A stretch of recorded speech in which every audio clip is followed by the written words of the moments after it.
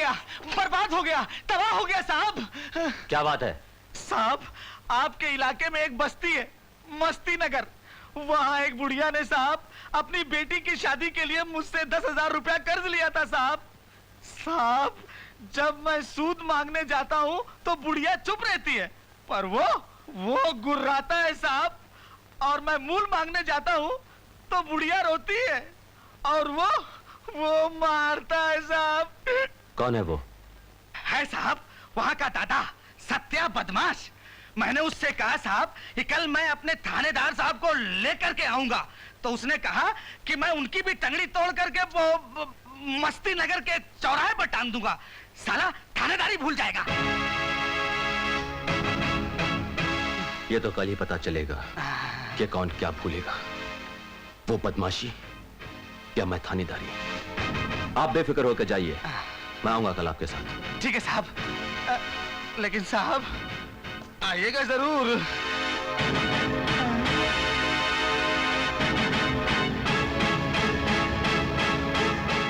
सत्या। अम्मा, महाजन चाहे थानेदार को ले आए या गुंडे मवालियों की फौज, मैं तुम्हारा बाल तक बाका नहीं होने दूंगा।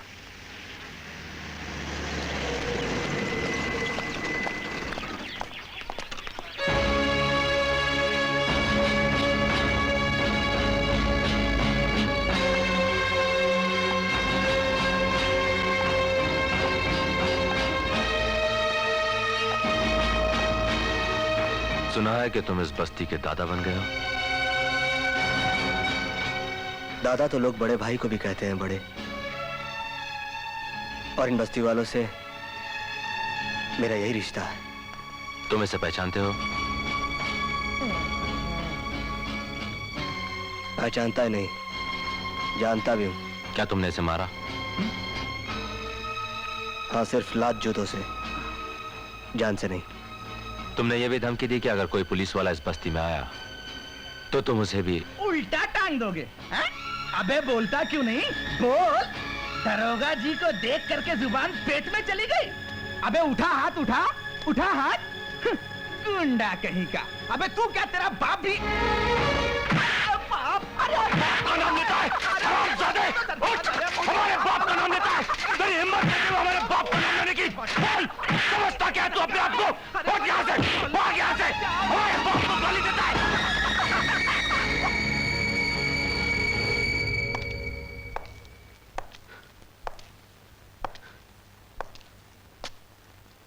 बड़े,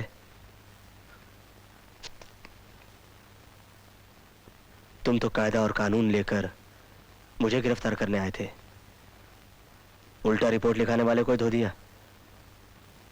हाँ, क्योंकि जो नाम हमारी मां की हर सांस के साथ जुड़ा हुआ हो, उस नाम को कोई अपनी गंदी जबान पर ले, ये मैं बर्दाश्त नहीं कर सकता हूं छोटे।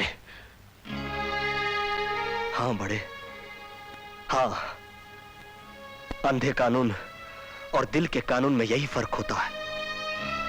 इन सेठों के जुल्म इनकी जाति सब सही लगती है, क्योंकि ये हर नाजायज काम, हर गैर कानूनी काम कानून के दायरे में करते हैं। और मैं उस कानून को सबसे बड़ा गुनहगार मानता हूं जो किसी के दिल, किसी की आत्मा को ठेस पहुंचाए।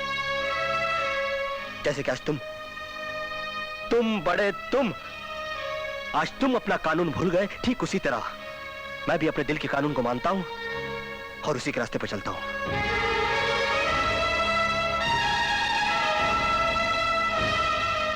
चलता हूं बड़े।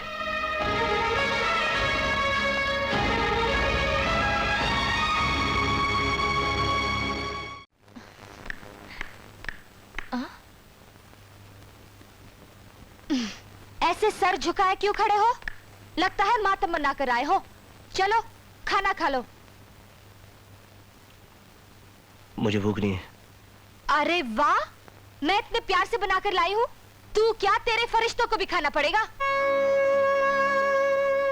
देख, मैं तेरे घर में रहता हूँ, तू मुझे खाना पका कर खिलाती है, इसका मतलब यह नहीं कि मैं तेरे टुकड़ों पर पलता हूँ।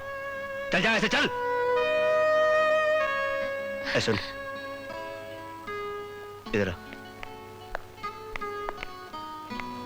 बैठ।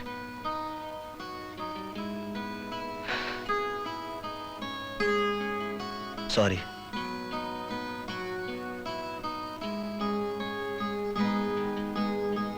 सत्या, एक बात बोलूं? बोल। तू मुझे इतनी बार डांटता है, लेकिन तुम्हारी डांट में मैंने हमेशा प्यार पाया है। लेकिन आज मुझे पहली बार ऐसा लग रहा है कि तू मुझे सचमुच डांट रहा है।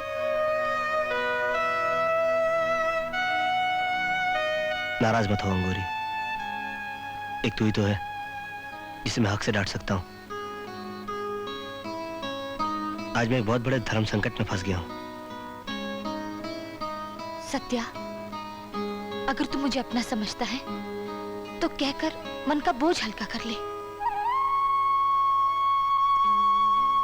आज बड़ा आया था मुझे गिरफ्तार करने के लिए, मगर महाजन ने उसकी दुखती रग पे हाथ क्या रख दिया, उसने उल्टा उसी को उधेड़ दिया। देख, भाई भाई का एहसान कभी नहीं चुका सकता, मगर आज बड़े ने मुझे अपने वर्दी के कर्ज के नीचे दबा दिया।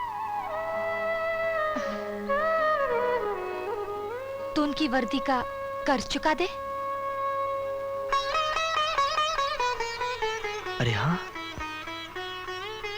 ये कर्ज उस वक्त चुकता हो सकता है जब बड़ा अपना फर्ज निभाकर अपनी वर्दी पर सितारे नहीं, 4 चांद लगा दे। वाह खुश, क्या बात है, वाह। अगर मुझे पहले मालूम होता ना कि डांटने से तुम्हारा दिमाग इतना तेज चलता है तो मैं रोज तुम्हें बगैर किसी बात के डांट दिया करता। I love you।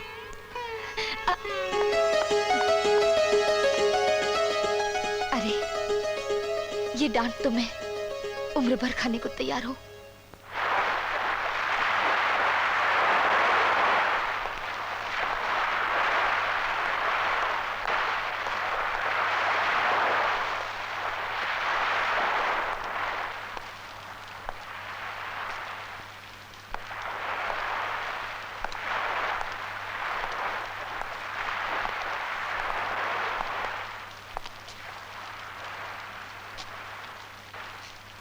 माँ कैसी है बड़े? दुनिया में कोई भी माँ अपने बेटे से जुदा रहकर खुश नहीं रह सकती, सुखी नहीं रह सकती छोटे। ठीक कह रहे हो बड़े, ठीक कह रहे हो, मगर क्या करूं?